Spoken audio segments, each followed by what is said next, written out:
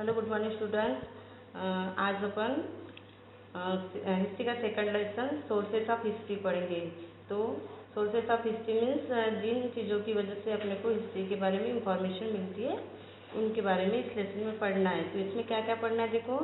2.1 material sources, 2.2 written sources, 2.3 oral sources, 2.4 sources of ancient Indian history and 2.5 है precaution to be taken while writing history. तो अपन यहाँ देखते हैं अभी a number of objects used by our ancestors still exist. Some inscriptions from the past have been recovered. Sources like this help us to understand our history. History can also be learned through custom and tradition, folk art, folk literature, as well as historical documents. All these are known as the sources of history. These are of three types: material sources, written sources and oral sources. तो जो मतलब अपने पूर्वजों के द्वारा जो चीज़ें use की जाती थी वो चीज़ें और कुछ इंस्क्रिप्शन, कुछ लेख मतलब लिखे हुए हैं उनके द्वारा, तो उनसे अपने को हिस्ट्री के बारे में मतलब जानकारी मिलती है। और ऐसे सोर्सेस ही अपने को अपनी हिस्ट्री को समझने के लिए हेल्प करते हैं। तो history can also be learn thought custom and tradition.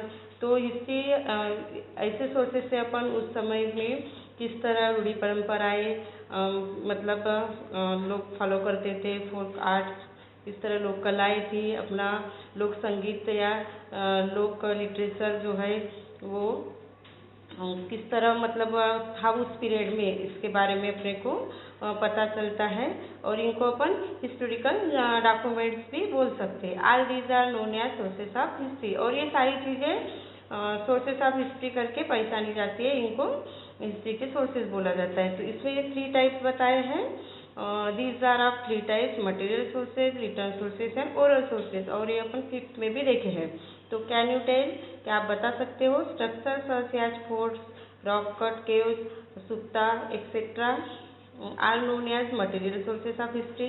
Try to guess what other structure can be called material sources. तो यहाँ बताया अपने को स्ट्रक्चर्स जो रहते हैं उसमें फोर्ट्स आ जाएंगे, रॉक कट केव जो गुफाएं पत्थरों को कट करके बनाए जाते हैं, सुप्त बनाए जाते हैं, इनको अपन मटेरियल सोर्सेज कह सकते हैं। इस तरह और कौन से मटेरियल सोर्सेज के बारे में आप बता सकते हैं, किस तरह और दूसरे कौन से स्ट्रक्चर जिनको अपन मटेरियल सोर्सेज कह सकते हैं, ऐसे मतलब सोर्सेज को तुमको गेस करना है। ठीक है, फिर अभी देखते हैं अपन 2.1 मटेरियल सोर्सेज। मटेरियल सोर्सेज में कौन सी चीज़ें आती है देखो। Man uses the varieties of thing in his day-to-day life. They are known as artifacts. Artifacts used by humans in past provide us valuable information about life in the ancient time. We can decide the period of ancient artifacts like earthen pot by studying the shape, color and design on ancient pot sets.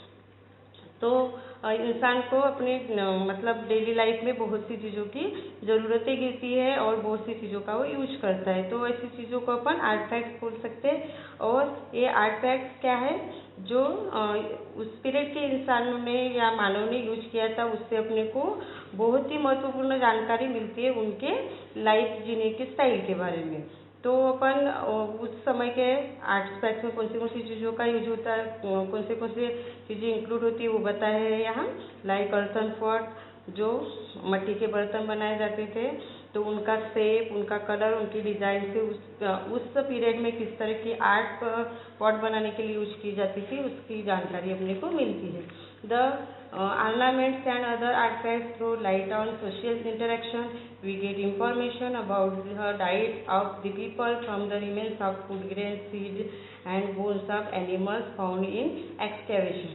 तो उस period में जो ornaments यानी जो गहने पहने जाते थे उससे उसकी वजह से उस पीरियड का जो सोशल इंटरेक्शन था, लोगों में सामाजिक जो सहयोग हो, एक दूसरे को किस तरह उनके संबंध थे, इसके बारे में अपने को पता चलता है।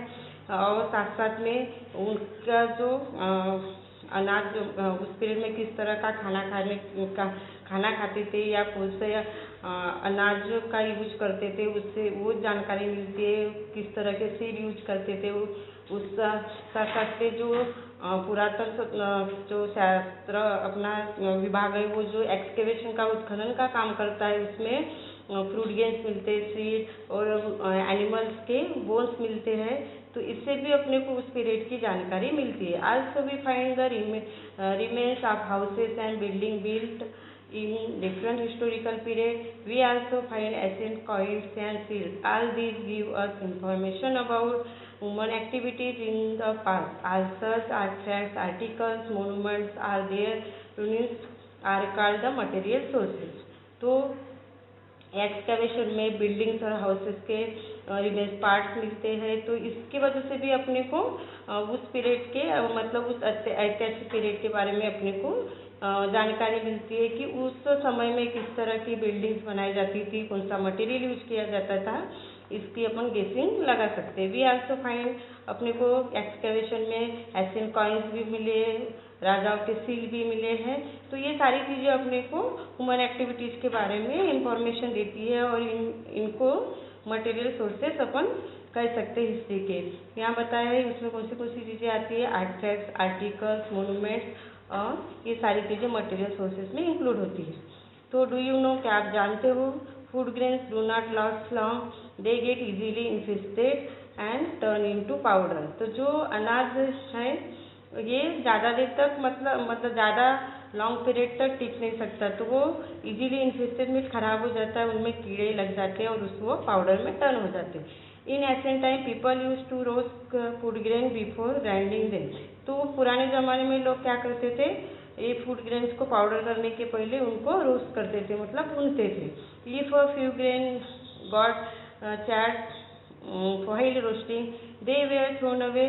तो ये फूड ग्रेन को जब वो रोस्ट करते थे उस समय में कुछ उसमें से दाने वो साइड में गिर जाते थे, तो दे वेयर थ्रोन अवे। और तो such charred grain can remain intact for a very long period. और ऐसे भुने हुए जो अनाज के दाने थे वो बहुत देर तक, बहुत ही सालों तक, मतलब बोलूँगे लंबे समय तक वो खराब नहीं होते थे। During excavation such chat grain can be recovered. When these are inspected in a laboratory, we come to know what grain it is.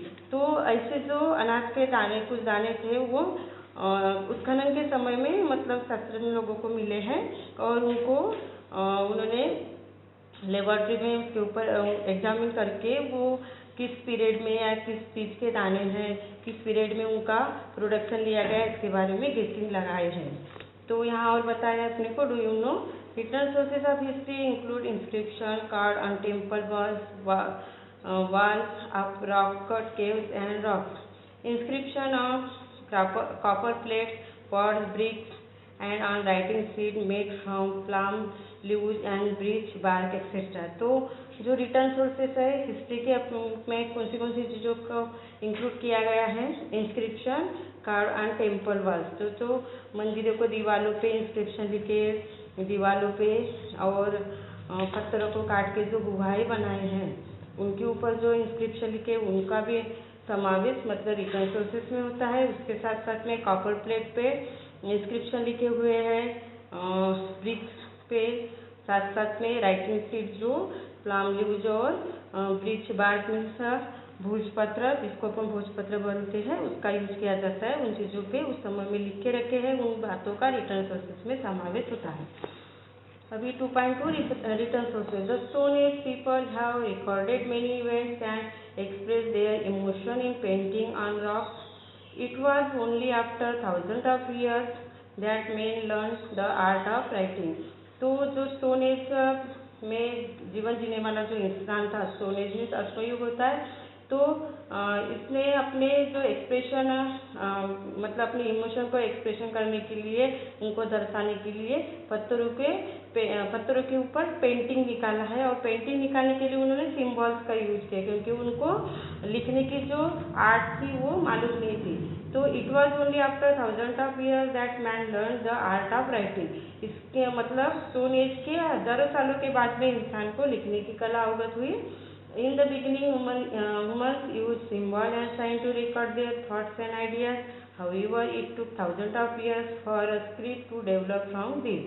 तो स्टार्टिंग में जो इंसान था अपने थॉट और आइडियाज को लिखने के लिए, रिकॉर्ड उसका रखने के लिए सिम्बॉल्स और साइंस का यूज करते था। फिर धीरे धीरे उसको लिखने की जो मतलब आर्ट है वो धीरे धीरे उसको मालूम होने लगी और उसमें मतलब डेवलपमेंट आने लगा। फिर उसने लिखना स्टार्ट किया। In the beginning man wrote on potsherd on big bricks using pointed object. He also use birch जो wood tree bark to write on. As his experience and knowledge increased, he began to write in the different way. तो starting में इंसान ने क्या किया, लिखने के लिए जो मतलब अर्थन पॉट थे उनके छोटे छोटे टुकड़े थे जिसको पॉट सेट कहा गया उसका यूज करते था। उसके साथ साथ में जो ब्रिक्स है अनबेक्ड ब्रिक्स को भट्टी में पकाया नहीं, मतलब कच्ची वाली जो ब्रिक्स रहती उसके ऊपर यूजिंग पॉइंटेड ऑब्जेक्ट, मतलब ऐसे एक पॉइंटेड ऑब्जेक्ट से लिखने का मतलब लिखने के लिए पेंसिल के जैसा बोला पेन के जैसा वो यूज करते था। उसके साथ साथ में जो ब्रिज बोलते हैं ब्रूज ट्री से उसकी छाल के ऊपर मतलब लिखते था। As his experience and knowledge increase, और फिर धीरे धीरे उसका अनुभव और नॉलेज बढ़ते गया और उसने फिर अलग अलग तरीके से लिखान करना स्टार्ट किया। He began to record events that took place around him. Accounts of proceeding of royal courts were also written systematically. तो वो कौन सी चीज़ें लिख के रखते था जो उसके सराउंडिंग में घटनाएं घटती थी वो उसके साथ साथ में जो रॉयल कोर्ट्स जो राजाओं के कोर्ट्स थे तो उसके में जो प्रोसेसिंग होती थी, अकाउंट की प्रोसेसिंग बोलो या जो भी कॉन्फ्लिक्ट वगैरह का जो ये करते थे, ऑर्डर देते थे राजा उसके, तो उसके सिस्टमेटिक उसका लिखान करके रखते था। Many rulers had there order judicial decision donation etcetera inscribe on stone और कॉपर प्लेट। तो बहुत से राजाओं ने उनके जो आदेश थे वो जो कायदेशीर वो डिसीजन लेते थे या जो डोनेशन दूसरों को मदद करते थे उनके बारे में स्टोन और कॉपर प्लेट पे उन्होंने लिखा है। Over a period of time many form of literature develop, फिर बाद में धीरे धीरे बहुत से लिटरेचर डेवलप हुए। They include books on religious and social subject, और ये बुक्स मतलब काय के ऊपर लिखी गई थी, धार्मिक बुक्स थी और सामाजिक उसमें विषय के बारे में लिखा था। Place, poetry, travellers and scientific work. जो परकीय प्रवासी आते थे उन्होंने भारत में प्रवास किया, मतलब वो अपने भारत पर घूमे और अपने भारत में जो विविधता है उसके बारे में उन्होंने बहुत सी चीज़ें लिख के रखे, तो उनका समावेश ट्रैवलर में होता है, तो उसको प्रवास वर्णन बोलते। और जो भी साइंटिफिक वर्क किए हैं, नए नए संशोधन किए, उसके बारे में भी इंफॉर्मेशन लिख के रखे। All this literature help us to understand history of the various historical period. These sources are known as the written sources. तो ये सारे जो लिटरेचर है ये अपने को अपनी हिस्ट्री को समझने के लिए अपनी हेल्प करते हैं और अलग अलग अपन हिस्टोरिकल पीरियड के बारे में अच्छे से जानकारी इनके द्वारा ले सकते हैं। तो इन्हीं सोर्सेज को रिटर्न सोर्सेज करके कहा जाता है।